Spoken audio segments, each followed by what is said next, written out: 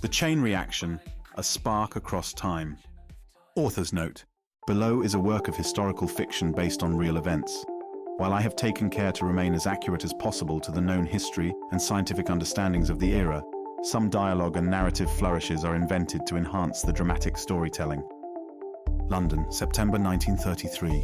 In the damp morning air, the city still wore its coat of early autumn mist.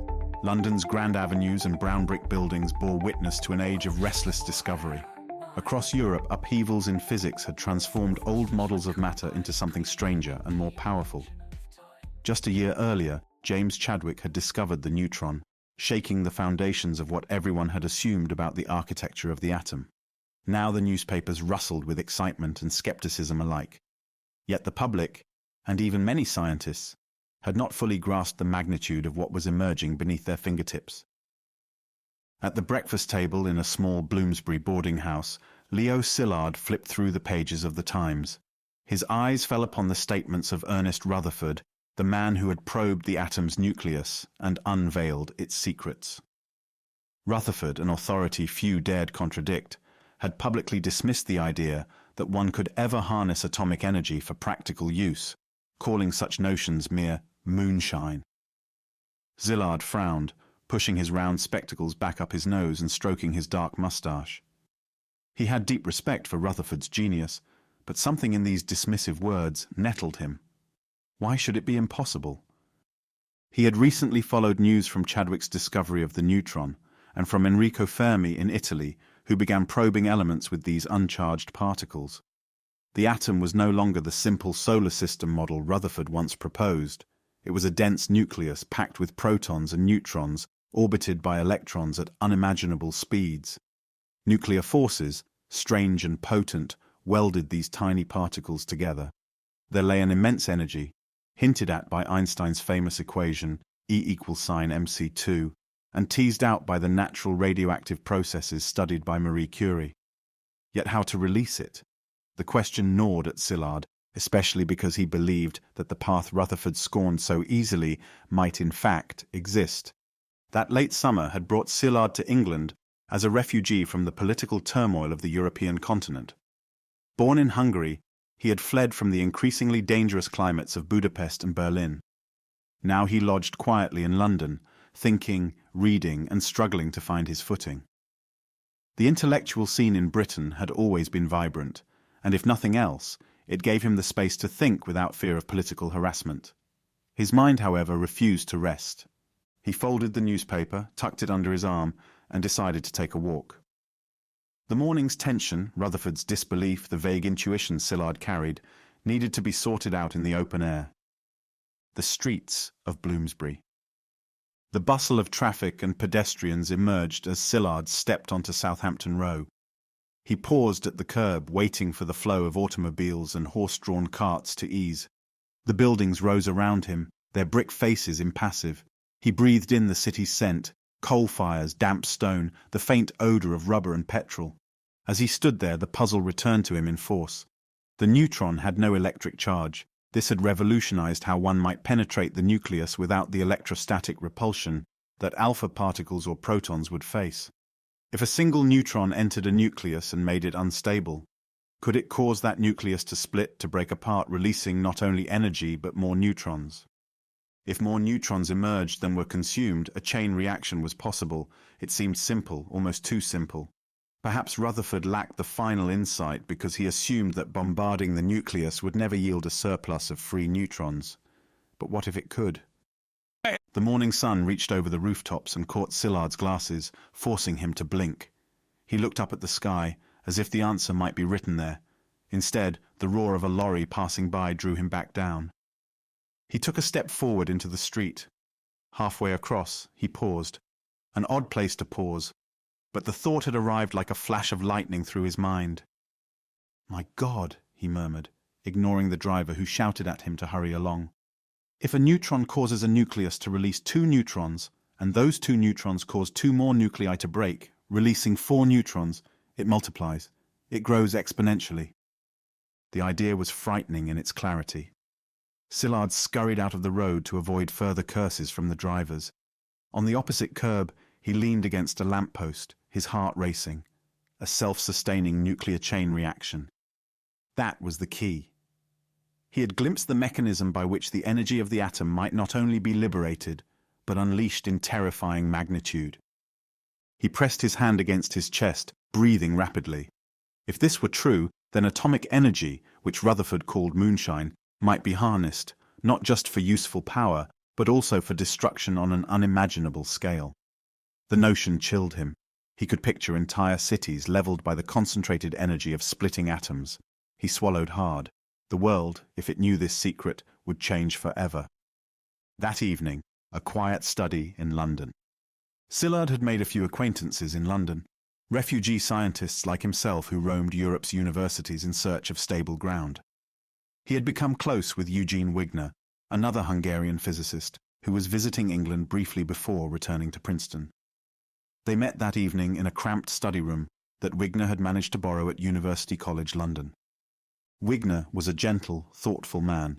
He had dark hair combed neatly back and a quiet intensity about him. Over cups of weak English tea, Szilard explained his sudden realization, speaking quickly, his words tumbling over each other. Szilard, Eugene, I've been thinking about the neutron and what it can do inside the nucleus. Chadwick's discovery, it's the key.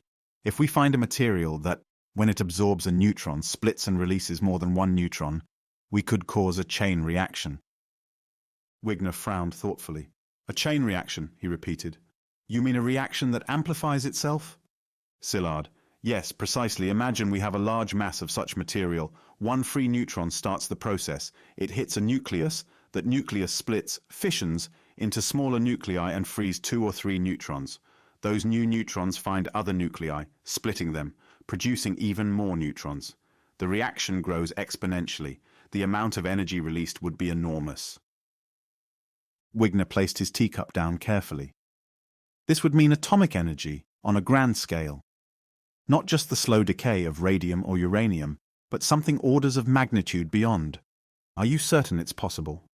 Szilard bit his lip. Theoretically, yes. Practically, he shrugged. We need to find the right element, a substance that can produce this neutron multiplication. I suspect uranium might be a candidate. It's the heaviest natural element we know, and it has unusual nuclear properties.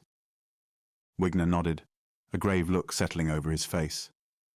If you're correct, this could change everything. They sat in silence for a moment, considering the moral implications. The idea was no longer merely academic. It hinted at a future where bombs might be built, bombs powered by the chain reaction Szilard had just envisioned. With Europe in political turmoil, Hitler consolidating power in Germany, fascism on the rise, these thoughts weighed heavily on their minds. Wigner, we must be careful. Knowledge like this, in the wrong hands. He left the sentence unfinished, but Szilard understood. Foundations of the understanding. The atom. Over the next weeks, Szilard immersed himself in the literature of recent atomic physics. The understanding of the atom had come a long way. At the turn of the century, J.J. Thomson discovered the electron, and Rutherford, by bombarding thin gold foil with alpha particles, had deduced that the atom's mass was concentrated in a tiny, dense nucleus. Niels Bohr introduced quantum theory to explain the atom's discrete energy levels. As the 1920s and 1930s progressed, Werner Heisenberg and Erwin Schrödinger's formulations of quantum mechanics provided a new language for understanding atomic structure, while Irene Joliot-Curie and Frédéric Joliot's experiments revealed artificial radioactivity, showing that nuclei could be transmuted. And then Chadwick's neutron, discovered in 1932, removed the final barrier. If protons defined the element, neutrons could quietly slip past the nucleus's electrical defenses. Fermi's team in Rome had begun experimenting with slow neutrons, discovering that gently moving neutrons were more easily captured by nuclei, making them radioactive. It was becoming clear that the nucleus was malleable. New isotopes, new reactions. Who knew what might be possible? It was in this intellectual ferment that Szilard's chain reaction idea took root. If one could find a fissionable element, though the term fission had yet to be coined, it would arise after Hahn and Strassmann discovered the splitting of uranium a few years later. one could release unprecedented energy. Szilard began imagining not just energy production, but the gruesome potential for a weapon. He kept these thoughts largely to himself, but at times he confided in Wigner or in another friend, Edward Teller, who would also soon flee to the West. A meeting with Edward Teller, 1934. Edward Teller, also Hungarian, had dark, intense eyes and an equally intense curiosity. He was quick-witted and had a keen sense of humor, though often overshadowed by his passionate interest in theoretical physics. When Szilard explained his notion of a chain reaction over a dinner of stewed vegetables in a modest London eatery, Teller leaned forward, enthralled. Teller: "This is extraordinary, Leo. If you're right, we might be talking about a new era, the age of nuclear energy. We could power entire cities, lift humanity from its dependence on coal and oil." He smiled, a vision of utopia dancing in his mind. Szilard held up a hand. "Careful, Edward. A chain reaction could just as easily be used to build a weapon. Think about it. A device that upon initiation releases 1,000,000 times more energy than any chemical explosive." Teller's expression darkened. "That's unimaginable destruction." They looked at each other. Both understood the direction in which Europe was drifting. The Nazi regime was consolidating power. There were rumors that German physicists might be forced to work for the state. If such a weapon were possible, dictators would pursue it. Szilard and Teller, both Jewish, both refugees, understood the personal and global stakes. Teller: "We must ensure that if such a weapon can be built, it does not fall into the wrong hands."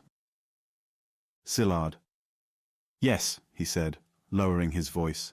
"We must find a way to control this knowledge, perhaps by patenting the idea not for profit but to keep it secret, to prevent it from being misused." They spoke late into the night, their words hushed and anxious. The future felt like a precipice. The years pass, 1935 to 1938. Szilard left London eventually and moved to the United States, as did many of his colleagues, Wigner, Teller, and other refugee physicists who sought a safer haven. In the US, Szilard found more stable ground to continue his quiet quest. He collaborated with Fermi at Columbia University, trying to find a material that would sustain a chain reaction. They considered uranium and its rare isotope U-235. Experiments were slow and meticulous. They did not yet have conclusive proof, but their understanding deepened. In 1938, Otto Hahn and Fritz Strassmann in Berlin discovered something stunning. Bombarding uranium with neutrons led to the formation of lighter elements, such as barium. Lisa Meitner and her nephew Otto Frisch, exiled to Sweden, interpreted these results as the splitting of the uranium nucleus, a process they called fission. This was the final piece of the puzzle. Fission released neutrons. Enough fissions in a critical mass of uranium-235 could create a self-sustaining chain reaction. Szilard's intuition from that London crosswalk had been correct. But now the world was much darker. Hitler's Germany had annexed Austria and then the Sudetenland. War seemed imminent. Szilard knew that if he understood the possibility of a chain reaction bomb, so could the Germans. Approaching Einstein, early summer 1939. Back in the United States, on Long Island's North Shore, Leo Szilard and Edward Teller boarded a train bound for the small cottage where Albert Einstein summered. It was a warm day, and Szilard was sweating under his suit. Teller carried a briefcase stuffed with notes and letters. They needed Einstein's help. The old master of physics, now a symbol of scientific genius, had fled Nazi Germany years before and resided in Princeton. If anyone could communicate the gravity of the situation to the American government, it was Einstein. Einstein welcomed his visitors with a warm smile. A gentle breeze ruffled his white hair as he led them inside. The home was modest, the furniture simple. He offered them tea. As they settled, Szilard explained the new developments, speaking in German for Einstein's comfort. He described the fission experiments, the discovery that neutrons from uranium fission could lead to a chain reaction. He explained that this meant, in principle, bombs of unimaginable power could be built. Teller added details from recent theoretical work. Einstein's face grew somber. He rubbed his chin, deep in thought. "So," he said quietly, "my equation might be put to this use after all. Massenvernichtungswaffen, weapons of mass destruction." Szilard pressed on. If the Germans succeed in building such a weapon before the Allies, the consequences are terrible. We must warn the United States government, alert them to this possibility, and encourage them to develop the research first, if only as a deterrent. Einstein closed his eyes for a long moment. He had always considered himself a pacifist, but how could one remain idle in the face of the Nazi threat? He was reluctant. He sighed deeply, then opened his eyes. I will write a letter. If my voice can move President Roosevelt to action, then I must try. Teller and Szilard exchanged relieved glances. This was what they had hoped for. Drafting the letter. In July and August 1939, Szilard worked closely with Einstein to draft the letter. Writing to a head of state required care. They needed to convey the urgency and feasibility without sparking unwarranted panic or giving away secrets. The letter had to be clear enough that Roosevelt would understand the threat, yet discreet enough not to reveal details that would help any potential adversary. Szilard paced Einstein's study, while Einstein peered through his round spectacles, pen in hand. Teller sat by the window, occasionally offering suggestions. Einstein, reading aloud. Some recent work by E. Fermi and L. Szilard suggests the possibility of setting up a nuclear chain reaction. This phenomenon would also lead to the construction of bombs, and it is conceivable, though much less certain, that extremely powerful bombs of a new type may thus be constructed. Szilard nodded. Yes, that's good. We must emphasize feasibility, but also uncertainty. Einstein continued. In view of this situation, you may think it desirable to have some permanent contact between the administration and the group of physicists working on chain reactions in America. Teller leaned forward. We must mention that the Germans have stopped the sale of uranium from Czechoslovakian mines. It suggests they are aware of the potential and may be hoarding resources. Einstein made a note. Yes, that is significant. Over several sessions they refined the letter until it said just enough to spur action. Szilard and Teller departed, each time feeling a heavy weight. They were setting in motion a chain of events that could lead to the development of a weapon surpassing any the world had known. Yet doing nothing seemed worse. August 2nd, 1939. It was a warm day in the United States. The clouds drifted lazily across the summer sky. In Einstein's quiet study, the final draft of the letter lay on the desk, signed by Einstein's steady hand. Szilard stood by, nervously twisting his fingers, and Teller watched from across the room. Einstein set down his pen and looked at Szilard. There, Leo. It is done. I have never before encouraged the advancement of military technology, but I see no choice. Szilard nodded, profoundly grateful and burdened at the same time. I understand, Herr Professor. If the Nazis are working on such a bomb, we cannot remain idle. Einstein's warm gaze met Szilard's eyes. Let us hope this letter will only serve as a safeguard, and that such weapons will never need to be used. Szilard could only respond with a hopeful sigh. They called upon Alexander Sachs, an economist and advisor to Roosevelt, to deliver the letter.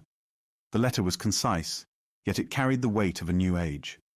It began by referencing the latest scientific discoveries, the availability of uranium, and the chain reaction's potential. It ended with a plea for the United States to consider supporting uranium research. Szilard understood that this letter might spark what would become the Manhattan Project, drawing Fermi, Wigner, Teller, and himself into a secret wartime endeavor. All of them had once been young physicists playing with equations and apparatus, never dreaming that their work would reshape global politics. The Einstein-Szilard letter to Roosevelt, August 2nd, 1939. Sir, some recent work by E. Fermi and L. Szilard, which has been communicated to me in manuscript, leads me to expect that the element uranium may be turned into a new and important source of energy in the immediate future. Certain aspects of the situation which has arisen seem to call for watchfulness and, if necessary, quick action on the part of the administration. I believe, therefore, that it is my duty to bring to your attention the following facts and recommendations. In the course of the last 4 months it has been made probable, through the work of Joliot in France as well as Fermi and Szilard in America, that it may become possible to set up a nuclear chain reaction in a large mass of uranium, by which vast amounts of power would be generated. This new phenomenon would also lead to the construction of bombs, and it is conceivable, though much less certain, that extremely powerful bombs of a new type may thus be constructed. A single bomb of this type carried by boat and exploded in a port might very well destroy the whole port together with some of the surrounding territory. However, such bombs might prove too heavy for transportation by air. The United States has only very poor ores of uranium in moderate quantities. There is some good ore in Canada and the former Czechoslovakia, while the most important source of uranium is in the Belgian Congo.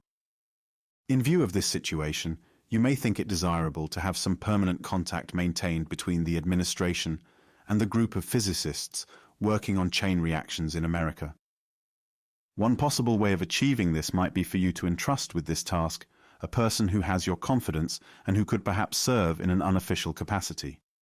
His task might comprise the following: A. To approach government departments, keep them informed of the further development, and put forward recommendations for government action, giving particular attention to the purchasing of uranium ore for the United States. I understand that Germany has actually stopped the sale of uranium from the Czechoslovakian mines which she has taken over. That she should have taken such early action might perhaps be understood on the ground that the son of the German Under-Secretary of State, von Weizsäcker, is attached to the Kaiser Wilhelm Institute in Berlin, where some of the American work on uranium is now being repeated. Yours very truly, Albert Einstein, Epilogue. With that letter delivered to Franklin D. Roosevelt in October 1939, the wheels of history began to turn more quickly. Szilard, who had first glimpsed the chain reaction idea while waiting to cross a London street years before, watched as his private spark of insight became a matter of national policy and international tension. He remembered that moment vividly. The roar of London traffic, the sudden flash of understanding, the realization that neutrons could trigger a cascade of splitting atoms. He had not yet known about fission or the terrible weapons it would spawn, nor about the Manhattan Project that would form in the coming years. But that single insight, born from the relentless inquiry into the heart of the atom, had changed the course of the 20th century. As the world hurtled toward war and physicists prepared to harness the destructive power Szilard had envisioned, nothing would ever be the same.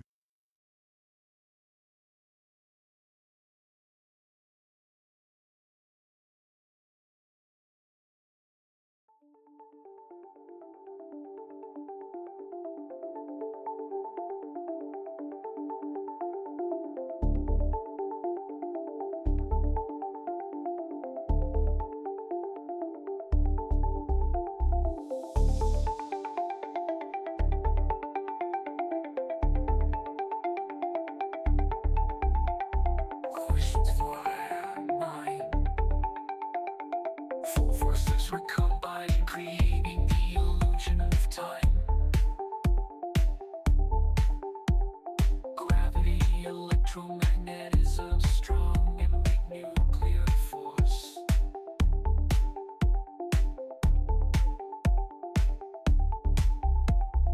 Worlds almost whirling to dark energy and dark matter that we cannot see or comprehend. Physics is reality's background. We live in a multiverse of possibilities. E equals mc squared is the defining parameters of what we can know. Nothing is our infinity beyond. Be the light that you are.